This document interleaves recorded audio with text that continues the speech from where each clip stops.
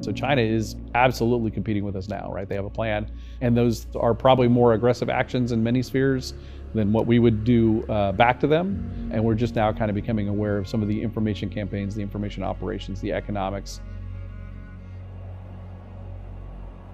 So the Chinese are using all their, they call it comprehensive national power, right? So it includes economics, it includes finance, and it includes obviously the military, as well as diplomacy, right? And they're leveraging that across the globe in a way that we really haven't seen for decades, for really probably a generation, at least for those in uniform. They see how we fight jointly, they see how we fight combined with our partners and allies.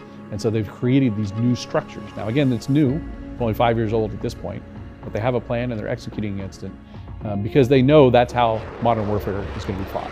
And they created this whole thing called the Strategic Support Force, which is basically their space forces and their cyber forces combined because Xi Jinping, who's the leader of the Communist Party and the chairman of the Central Military Commission, understands that the information domain, and they think of the information domain as a domain of war.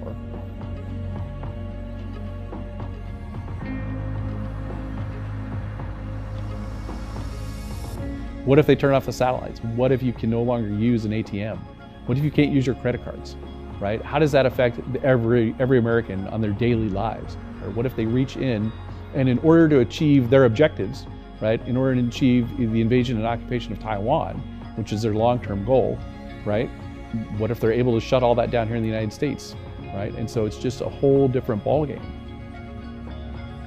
And how are we going to compete in that future environment against someone that has near real-time capabilities to reach out and touch us, not just in the AOR, but back here on the homeland.